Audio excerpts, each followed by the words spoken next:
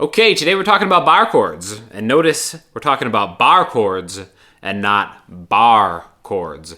This isn't 19th century France. Let's call it like it is. And while we're at it, why is this the 6th string and this the 1st string? Why do you go down in string name 6, 5, 4, 3, 2, 1 as you go higher in pitch and farther away from your face? Doesn't make any sense. I'm changing it. This is officially the new 1st string.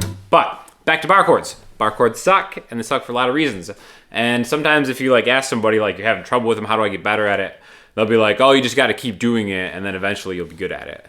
That's really helpful. So I'm going to give a few tips on how to thoughtfully get better at your bar chords and make them easier. So let's start on the 5th fret and make an A major chord, right? So the first thing that you might try when you're trying to smash all your fingers into a chord is to maybe change the angle of your arm to smush your fingers together. It's really not the best way to do it. And the main reason that you might want to try that is because if you try to bar it naturally, like if you see somebody else do it, like this, you might end up getting this sound. And then that B string is kind of like a big hang up.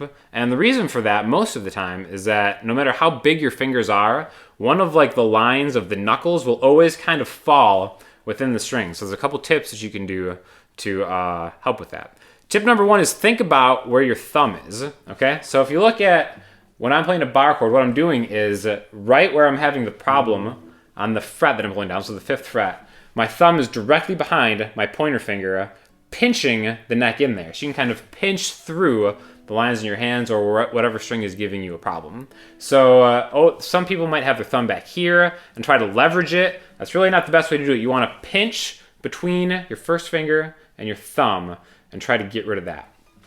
Now, another thing is using the part of your index finger to bar. If you come straight on like this, it'll be hard to get a good angle at it, and you'll get that buzziness again. So what you want to do is push the pressure, like if you're a right-handed guitar player, kind of use your wrist to get this part of your finger this way.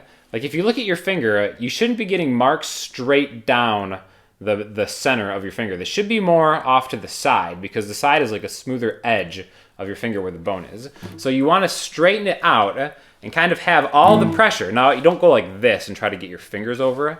You want to have the pressure more towards, if I'm looking at my index finger, what would be the left part of my finger. So just scoot your hand back that way, and that should help you get a better, cleaner sound when you're applying that pressure to a straighter edge of your finger through the fretboard into the pinched position of your thumb. Now, to a certain extent, you still do just have to, it'll still take some time to get the the strength in your hand and the right technique and kind of just for your fingers to get in the right position. So don't be discouraged if there's a song that has a B minor or an F chord. In the meantime, while you're practicing these things and while your hands are getting stronger, just take a piece of it.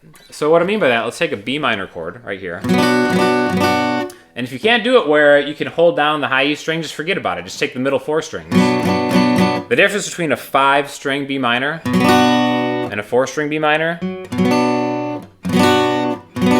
is kind of nominal. So even if it's just the first 3 strings, right? If it's like the A, D, and G string, make it more of a power chord, so you're technically losing the minor 3rd. It would still work in the context of the song, and it wouldn't be that noticeable.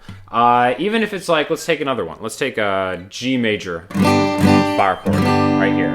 All we really need are 3 notes. These chords are triads. Any major and minor chord is a triad, which means there's 3 different notes. So when you're playing a bar chord, you're actually usually playing 6 strings or 5 strings, and you're getting doubles of some of the notes. So on a G major, what you could do is just take these 3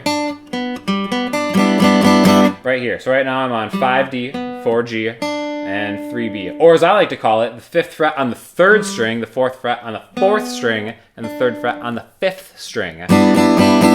And then that's going to be your replacement for a bar chord rooted here. So this would be a G major chord, G sharp, A sharp, B, C, and so on and so forth.